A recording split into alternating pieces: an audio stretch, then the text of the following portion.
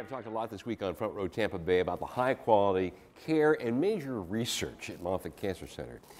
But Moffitt is also concerned about serving patients who might not otherwise receive the screenings or care they actually need. Joining us now are Cathy Grant, Director of Moffitt Diversity, and Venessa Rivera-Colon, Program Manager for Empower, which we'll explain in just a moment. Welcome to you both. Thank you so much. Cathy, when did Moffitt realize we need a diversity program?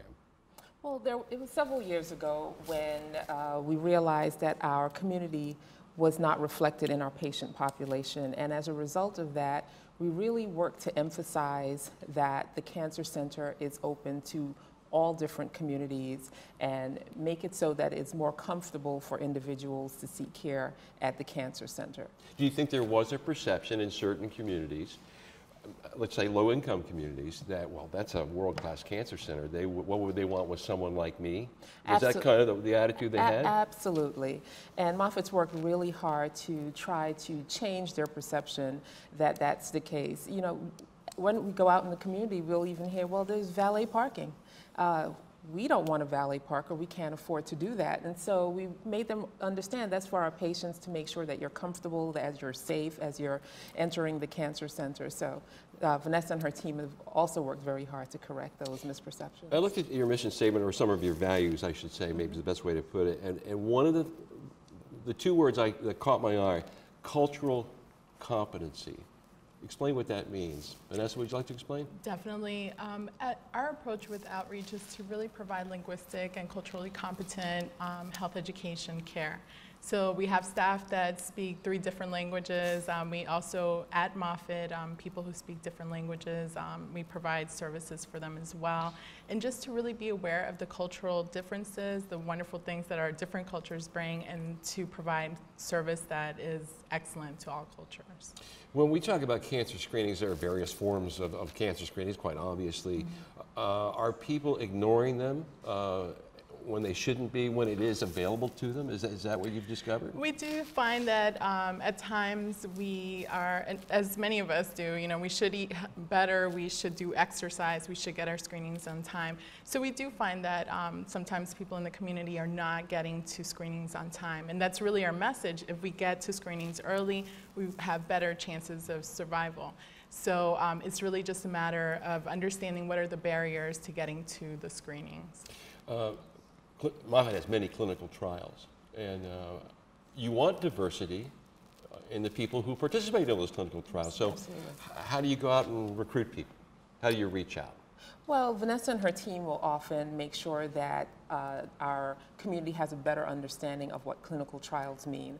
Oftentimes, folks have the misperception that it means they're going to treat me as a guinea pig. And we're trying to correct those misperceptions, help them to understand that without their participation, it will be very difficult for new therapies, new drugs to be developed that are responsive to the diversity in our population. Not everyone is going to respond similarly, and the only way to make sure that the drugs or the therapies are effective is to be a part of that process. We had Dr. Dalton here yesterday talking about personalized treatments for cancer and the huge database now. I think it's close to 90,000, and you have a network of hospitals that share that information.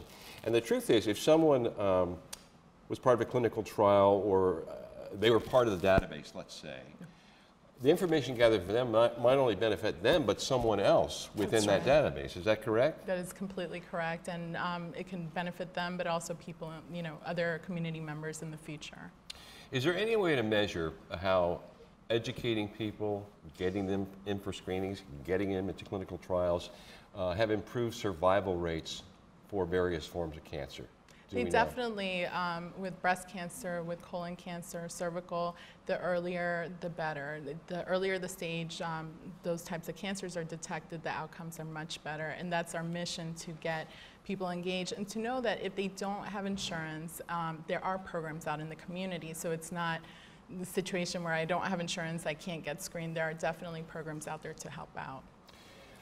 Certain minority groups are more susceptible to certain forms of cancer, so you have to let them know. Please, for African American men, many of them are diagnosed with prostate cancer at a relatively young age. Mike must have fell off or something. Most of us, the rest of the population might be post-50, go in for your PSA and so forth. And I have had some friends, Ricky Reynolds, a former player for the Bucks, who was only, I think, 41 or 42, diagnosed with prostate cancer. Thankfully, he was successfully treated. So these are the things we have to be more mindful of, correct? Absolutely, and it's really having that relationship with a medical provider, with a doctor, to be able to really have that conversation. What types of screening should I have? Should I have it earlier because of my family history or my racial or ethnic background? And you're looking at that with prostate cancer. You're also looking at health disparities. We know that African American women get less breast cancer than Caucasian women, but they die more often. So we really have to have that awareness, really be empowered to take action for our health. Say that again, that's an interesting statistic. So fewer, lower incidence of breast cancer. Yes, so African but a American higher mortality rate. rate. So we really have to start looking at that. We're talking about people's lives and, you know, being aware of changes in our body, having that relationship with the doctor that we're going at least once a year. And then we also advocate the healthy lifestyles. It's so important for us to eat healthy, to not smoke, to do exercise. And I know it's a process, but taking those steps will definitely help our health outcomes. And Cathy, when it comes to creating diversity among your employees, how much of a challenge has that been, or has it been easier than you might thought it would have been? It's not too difficult of a challenge. Moffitt's a great place to work, and there are lots of individuals who are excited to be a part of our team. And so our goal is always to have the right person on the team at all times and identify the best candidates.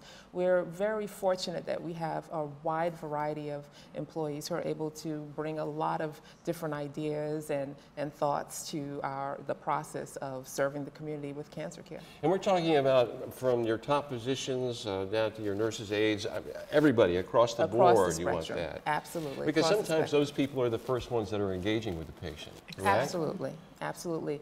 You know, when we even think of the language services that we provide, that starts with the people that our patients interact with as soon as they enter our door. We ask them, what language would you prefer to receive your cancer care in?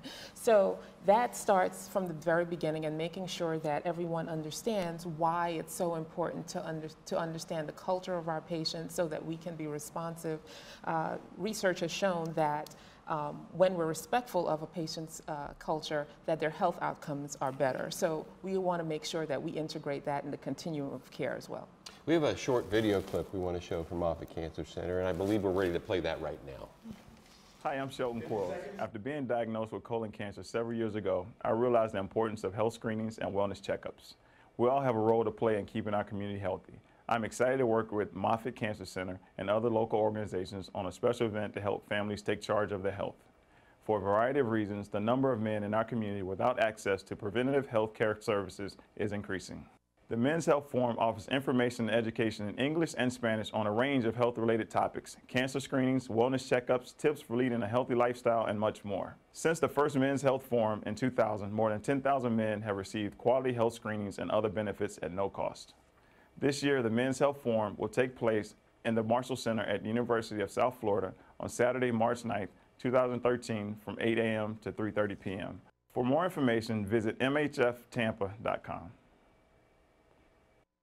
I forgot that Shelton had been diagnosed with colon cancer, a young guy, once again, and a great guy. So it's interesting you recruited him, and I'm sure he happily did it on behalf of the Cancer Center. So that's part of your outreach. Now, where will one see that announcement? Would that be on your website? How do people get this information? Does it play on the air, on television stations? Is it, or just online? How do you do it? We'll have that particular commercial online, and we hope that we have different television stations that would pick it up as a PSA. And it's really a rally for men.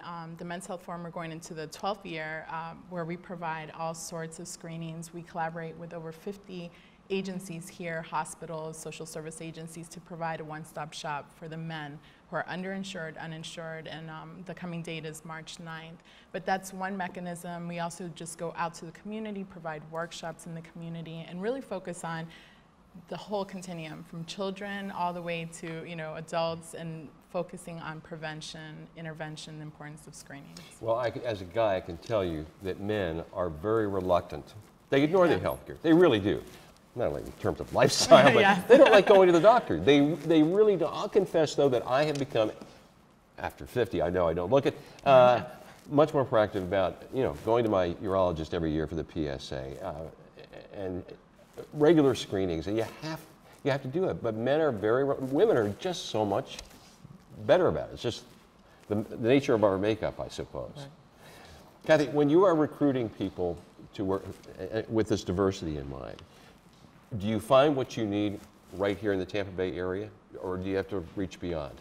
Absolutely, we find it right here in the Tampa Bay area. As Venessa mentioned with the Men's Health Forum, we work with quite a few agencies, and they're all very encouraging and willing to join us in the effort to provide services and education and awareness to the men within the community.